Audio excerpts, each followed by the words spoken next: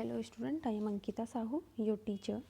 तो आपका Immanuel Kant चल रहा था, जो कि लास्ट वीडियो में मैंने आप लोग को थोड़ा सा इमैनुअल कांट के बारे में बताया था। अब हम इस वीडियो में देखते हैं इमैनुअल कांट के बारे में। इमैनुअल कांट जो है आपके बहुत ही प्रसिद्ध दार्शनिक हैं, फिलोसोफर हैं। तो अभी आपका सेकेंड वीडियो चल रही है कांट की। तो अभी हम आगे और भी वीडियोस देखेंगे कांट के बारे में, क्योंकि इनके जो मत रहे हैं, विचार रहे हैं सौंदर्यता को लेके, वो काफ़ी विस्तारपूर्ण रहे हैं। तो अभी मैं आपको थोड़ा सा लास्ट वीडियो के बारे में रिमाइंड कराती हूँ, देन हम देखते हैं कि इसमें क्या है। तो जो सौंदर्य शास्त्र के क्षेत्र में कांट का महत्व है, वो बहुत ही मौलिक विचारों के कारण है। कांट ने यह माना है कि कलाकृति के सृष्टा, कलाकार तथा उसके दर्शक के जो हृदय का जो अनुभव होता है वो एक समान होता है। मतलब जो कलाकार कलाकृति बनाता है और जो उसको देखता है दर्शक होता है, और जो उसका सृष्टा होता है, दोनों को एक समान ही अनुभव होता है। कलाकृति की रचना के लिए यद्यपि प्रतिभा पर्याप्त है, तभी प्रत्ययों को समुचित अभिव्यक्ति प्रदान करने हेतु कलाकृति की रचना के नियमों का ज्ञान भी परम आवश्यक है।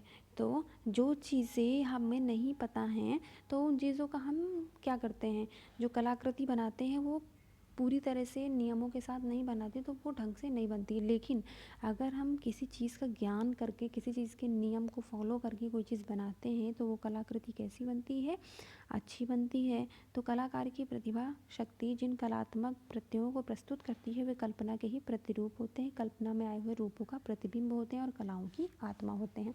तो जो चीज़ें हमारे दिमाग में आती हैं, कल्पना करते हैं, उनको हम कलात्मक रूप में जब हम सामने रखते हैं, प्रतिरूप करते हैं उनका, तो वो क्या होती हैं, कलाओं की आत्मा होती हैं।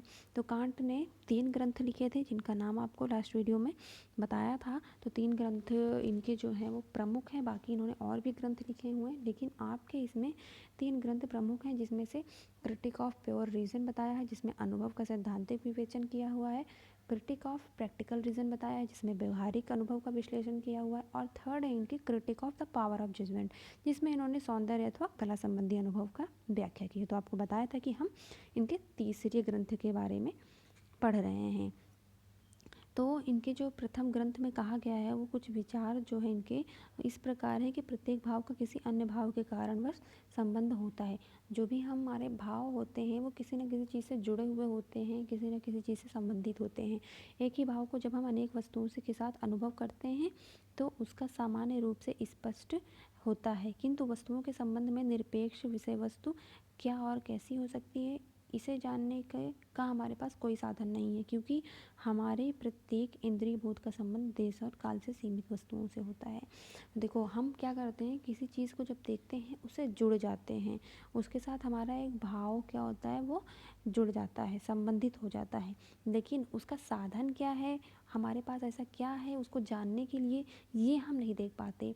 तो हमारी जो इंद्रिय बोध होती हैं, वो बस देश काल तक ही सीमित होती हैं, मतलब हमारे दिमाग तक सीमित होती हैं, हमारी आत्मा तक सीमित होती हैं, लेकिन हमारे भावों का कैसे हम उसके साथ जुड़ते हैं, ये पता नहीं लगा पाती हैं।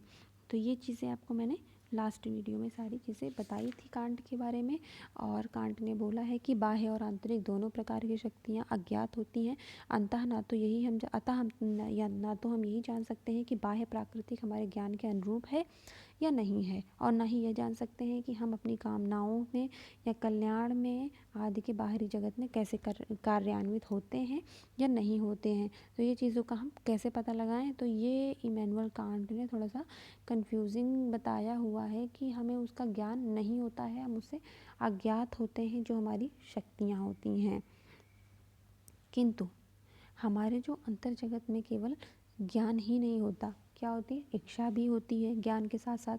तो इच्छा जो होती है वो स्वतंत्र होती है ना, हमें कोई भी चीज़ पाने की इच्छा हो जाती है, स्वतंत्र होती है, वो भाव संवेग के अधीन कार्य करते समय हम स्वतंत्र नहीं रहते हैं। जैसे आपको बताया था एग्जाम्पल के तौर पे कि आपको गुस्सा आएगा तो आपके भाव उसी प्रकार होंगे। तो हम उस टाइम पे क्या होते हैं, संवेग के साथ साथ हम स्वतंत्र नहीं रहते हैं, हम भाव और संवेग के उद्देश्यों के अधीन रहकर कार्य करते हैं। तो इस प्रकार हम इच्छा की सत्ता से या यथार्थ संविधान तथा यथार्थ नैतिक इच्छा करते हैं। हम देखते हैं कि आगे और क्या बोला है इमैनुअल कांट ने। अपनी इच्छा शक्ति के प्रभाव से हम यह जान सकते हैं कि हम बाह्य जगत पर अपनी क्रियान्वित इच्छा क्रियान्वित कर सकते हैं। यहाँ पे इच्छा नहीं लिखा हुआ है, इसको आप लोग यहाँ लिख लेना, ई लिखा हुआ है सिर्फ। तो अपनी इच्छा शक्ति के प्रभाव से हम यह जान सकते हैं कि हम बाह्य जगत पर अपनी इच्छा क्रियान्वित कर सकते हैं, किंतु दोनों के सामंजस्य का ज्ञान नहीं होता है। वही चीज़ें जो आपको अभी थोड़ी देर पहले बताई कि हम जो हमारी इच्छा शक्ति होती है, चीज़ों को पाने की इच्छा की शक्ति जो होती है, वो जो इच्छा शक्ति से निकला हुआ प्रभाव होता है, हम उसे यह जान सकते हैं कि हम बाह्य जगत में अपनी इच्छा का कैसे क्रियान्वित कर सकते हैं, मतलब बाह्य जगत की चीज़ों के साथ कैसे हम जोड़ सकते हैं खुद को। किंतु जो हम हैं और जो बाहरी जगत है, इन दोनों का सामंजस्य कैसे होता है, इसका ज्ञान नहीं होता है। इसका ज्ञान एक अन्य प्रकार के बोध से होता है, यह अपनी स्वतंत्र शक्ति का बोध है, जिसे हमें यह अनुभव होता है कि हमारी आत्मशक्ति का ही प्रसार इस संसार में है, अतः हमें इसे जैसा चाहें वैसा बना सकते हैं। बिल्कुल। तो ये बता रहे हैं कि इस प्रकार का जो ज्ञान है, जो हमारी इच्छा है और जो हम हैं, उस प्रकार का जो ज्ञान होता है, इसका बोध होता है, लेकिन एक अन्य प्रकार से होता है। हम अपनी जो स्वतंत्र शक्ति का बोध करते हैं, उसका अनुभव करते हैं, वो हमारी आत्मा का शक्ति का ही प्रसार होता है, जो संसार में होता है, और हम इसे जैसा चाहें वैसा बना सकते हैं। सुंदर वस्तु को देखने से होने वाली प्रसन्नता का कारण से बोध होता है, और बयान यहाँ आनंद शुभ और मंगलकारी के आनंद से भिन्न प्रकार का है। तो जो की चीज़ें हम देखते हैं सामने, जो हमें सुंदर लगती हैं, उनसे हमें क्या मिलती है, प्रसन्नता मिलती है। तो प्रसन्नता के कारण क्या होता है, सामान्य का बोध होता है, चीज़ों का पता लगता है कि हाँ, ये चीज़ें हमें अच्छी लग रही हैं। और बयान यहाँ आनंद शुभ और मंगलकारी के आनंद से भिन्न प्रकार का है। तो ये बता रहे हैं कि जो चीज़ें हमें सुंदर लगती हैं, जो हमें प्रसन्नता देती हैं, वो जो आनंद होता है, ये शुभ और मंगलकारी आनंद से थोड़ा सा भिन्न होता है। सुख व्यक्तिनिष्ठ होता है, ठीक है, सब सुख जो होता है वो व्यक्तिनिष्ठ होता है, पता ही है, सबको पता है। आप तो पर सुंदर का अनुभव स्वार्थ रहित होता है। हाँ, देखो, आपको सुंदर तो कोई चीज़ भी लग सकती है, ज़रूरी नहीं उसमें आपका स्वार्थ ही छुपा हो। आप कभी मार्केट में जाते हो, आपको कोई कपड़ा पसंद आता है, ज़रूरी नहीं उसे आप खरीदो, पर फिर भी वो आपको पसंद आ जाता है। तो वो क्या होता है, सुंदरता स्वार्थ रहित होता है। यह हमारे मन के अनुकूल होने पर भी कहा जा सकता है कि कैसे और क्यों होता है। हम नहीं जानते हैं कि हमें ये प्राप्त होगा या नहीं होगा, हमें वो कपड़ा मिलेगा या नहीं मिलेगा जो हमें सामने दिख रहा है, लेकिन फिर भी ये हमें क्या होता है, पसंद होता है। और क्यों होता है, कैसे होता है, ये हम नहीं जानते हैं, बस हमें पसंद होता है। तो सुख बोध में किसी स्वार्थ या इच्छा की सिद्धि होती है। सौंदर्य बोध पहले से ज्ञात अथवा निश्चित इच्छा की तृप्ति नहीं करा सकता। तो ये बोल रहे हैं कि जो सुख बोध में किसी प्रकार का स्वार्थ पाया जाता है, जिस चीज़ से हमें सुख या आनंद मिलता है, उसमें किसी प्रकार का स्वार्थ होता है या इच्छा की सिद्धि होती है कि भाई हमें ये चीज़ें चाहिए ही चाहिए, तभी हमें क्या होगा, सुख की प्राप्ति होगी। तो सौंदर्य बोध पहले से ज्ञात अथवा निश्चित इच्छा की तृप्ति नहीं करता है, कि पहले से ही आपको पता है कि हाँ, हमें ये चीज़ें लेनी है, हमें ये चीज़ें लेनी है, तो ये तो आपको ठीक है, चलो आपकी इच्छा है कि हमें भाई कुछ खरीदना है, लेकिन आपको देख के तुरंत वो जो चीज़ें सुंदर लगती हैं, जो आप ले भी नहीं सकते हो पर आपको सुंदर लग रही हैं, तो वो क्या होती हैं, वो आपको आनंद प्रदान करती हैं। लेकिन जो चीज़ें आपको इच्छा होती हैं, वो हमारी तृप्ति नहीं करती हैं, किसकी, सुंदरता की। आगे देखते हैं। किसी आकांक्षा से प्राप्त होने वाले बोध सौंदर्य बोध नहीं है।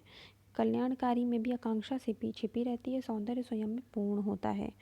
तो जो हमारा बोध होता है, जो हमारी इच्छाएं होती हैं, उनसे प्राप्त होने वाला जो ज्ञान होता है, वो क्या होता है, सौंदर्य बोध नहीं होता है। मैंने बोला ना अभी कि इच्छा तो आपकी बहुत चीज़ें होंगी कि ये ले लूँ, पर आपको सुंदरता वहाँ पे नहीं मिलेगी, कि नहीं भाई हमें ये नहीं मिल रही, तब भी हमें ये सुंदर लग रही है।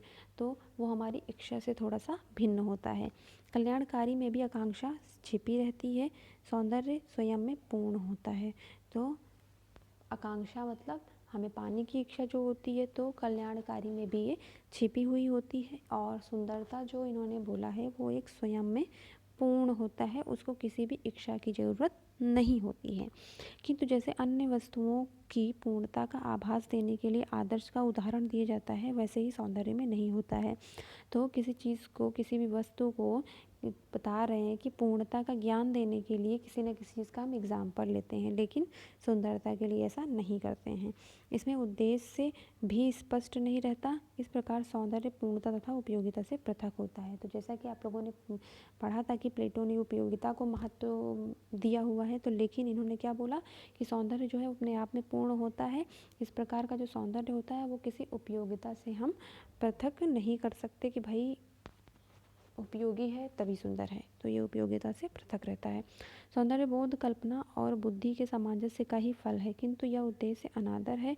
आनंद उसका फल अवश्य है पर उद्देश्य नहीं है।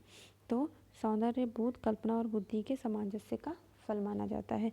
जो चीज़ें आप देखते हो, सोच जो आपको ज्ञान होती हैं, कल्पना में होती हैं, और जो आपके बुद्धि के साथ सामंजस्य करती हैं, वही क्या होती हैं, फल होती हैं सुंदरता के बोध का। और किंतु यह उद्देश्य अनादर है। जो चीज़ें ये हो रही हैं, कल्पना और बुद्धि का जो सामंजस्य हो रहा है, ये बता रहे हैं कि उससे जो प्राप्त होने वाला फल है उसका अनादर है, और आनंद तो उसका फल अवश्य है पर उद्देश्य नहीं है। मतलब कोई चीज़ है, अगर आपको कल्पना कर रहे हो कि ठीक है ये मुझे मिल जाए, तो उससे आपको आनंद की प्राप्ति तो होगी, लेकिन आपका उद्देश्य नहीं होगा वो। ऐसा कांट ने बोला है। यह भी ध्यान रखना चाहिए कि निष्प्रयोजन जो है होने से कोई भी वस्तु सुंदर नहीं होती है। कि भाई ठीक है, आप सोच रहे हो कि मैं हवा में उड़ने लग जाऊं, तो ये क्या होगा, बस आप कल्पना कर रहे हो, लेकिन वो क्या है, उद्देश्य वो अनादर है, मतलब निरपेक्ष रहित है ना। और आनंद उसका फल अवश्य है कि भाई हाँ मैं हवा में उड़ रही हूँ, ठीक है, आनंद मिल रहा है आपको, लेकिन कोई उद्देश्य तो नहीं है ना, आप हवा में उड़ने तो नहीं लगोगे। तो यह भी ध्यान रखना चाहिए चीज़ों को कल्पना करते टाइम कि हम क्या चीज़ें कर सकते हैं। तो यह ध्यान रखना चाहिए कि निष्प्रयोजन होने से कोई भी वस्तु क्या होती है, सुंदर नहीं होती है। मतलब वो कुछ टाइम आपके दिमाग में आएगा कि हाँ भाई हम हवा में उड़ रहे हैं, ठीक है, अच्छा लग रहा है, लेकिन वो कुछ टाइम बाद क्या हो जाएगा, निष्प्रयोजन हो जाएगा। तो ये था आपका कांट का अभी के मत जो उन्होंने दिए हुए हैं। आगे हम और अभी कांट पढ़ेंगे। तो इस वीडियो से रिलेटेड अगर आपको कुछ भी नहीं समझ में आ रहा हो तो मुझसे जूम मीटिंग पर डिस्कस करें। Thank you.